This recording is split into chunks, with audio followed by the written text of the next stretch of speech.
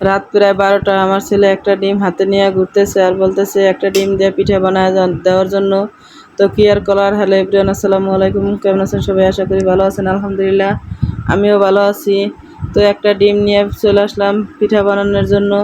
ডিমটা ভাঙ্গা বাড়িতে লইয়া এর ভিতরে কিছুটা পরিমাণ মতো চিনি দিয়া আমি সুন্দর করে ডিম আর চিনি মিক্সড করে এর ভিতরে 1 চামচ বেসন দিলাম আর 2 চামচ পরিমাণে আটা দিয়ে আমি সুন্দর করে মাখায় নিতেছি।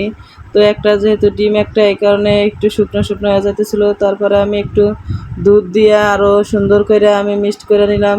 তো চামচ দিয়ে মিক্সড করা হয় না, আমি হাত দিয়ে আমি সুন্দর মতো মিক্সড করে নিছি।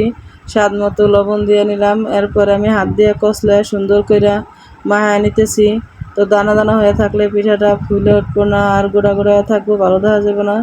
এই কারণে আমি হাত দিয়া দানা দানা সব মিক্সড করে আমি মাখায় নিলাম। এদিকে পিঠা ভাজার জন্য আমি কড়াইতে তেল গরম বসায় দিয়া পিঠা বানাবো। তো আজকে আমি যে পিঠাটা বানাইবো ওটা তেজপাতা দিয়ে বানাইবো।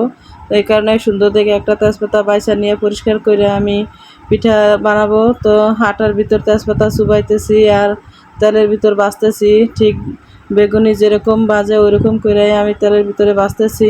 তো বেগুনি তো একবার ভাজে, আমি এই পিঠাটা অনেক কয়বার দিয়া ভাজবো। প্রায় 15 থেকে 20 বার তেলের ভিতরে দিছি আর আটার ভিতরে দিছি। দিয়া দিয়া চুবাই চুবাইয়া আমি ভাজা অনেক বড় বানাইছি। এই পিঠাটা কে কে খাইছেন আর কে কে বানাইছেন অবশ্যই কমেন্ট করে জানাবেন। ভালো লাগলে ভিডিওটা শেয়ার করে দিবেন। এই পিঠাটা তো আমার কাছে খাইতে অনেক ভালো লাগে। তো ডিম দেওয়া তো অনেক রকমের পিঠাই বানানো যায়, শর্টকাট হয়। এই পিঠাটা বানাইতেও খাইতেও অনেকটা ভালো লাগে। আর পিঠাটা এমনভাবে ফুইলা উঠে যে তেজপাতার থেকে পিঠাটা ছাইড়া গেছে আর ফুলার চোটে। তো তেলের ভিতরে রাখনে যেন উল্টে যেতেছে। তো আমি ওইভাবেই ভাইজা পিঠাটা অনেক বড় বানাইছি। তো দেখতেই পারছেন এত বড় হয়েছে, তেলের ভিতরে আর আটতে আছে না। আমি খুরচুন দিয়া তেল চুবাইয়া চুবাইয়া আমি পিঠাটা সুন্দর মতো করে ভাইজা নিতেছি, বারবার দিতেছি আর ভাজতেছি।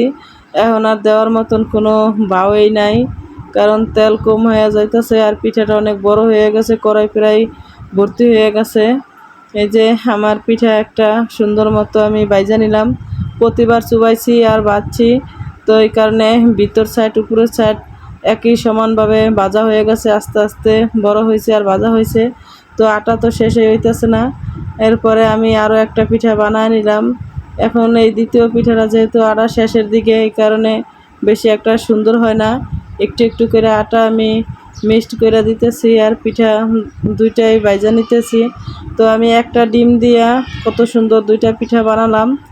এভাবে পোলাপানের জন্য নাস্তা বানায় দিবেন শর্টকাট কইরা, পোলাপানও খায়া তৃপ্তি পাইব। এই যে আমার পিঠা ভাজা শেষ, পিঠা কাটতে এলাম চাক্কু নিয়া। চাক্কুরা হয়েছে ভুতা, পিঠা তো কাটতেই পারি না। পোচাইতে পোচাইতে আমার জান শেষ, পিঠা আর কাটা হয় না। অবশেষে আমি বটি দিয়া কাইটা পিঠাটা চাক চাক করে নিছি। তো দেখেন পিঠাটা একবারে মোংলায়ের মতো হয়েছে আর দেখতে কতটা সুন্দর। একটা পিঠা দিয়েই আমাদের 4 জনের খাওয়া হয়ে গেছে। তো আজকের ভিডিওটা এই পর্যন্তই। ভিডিওটা ভালো লাগলে শেয়ার করে দিবেন।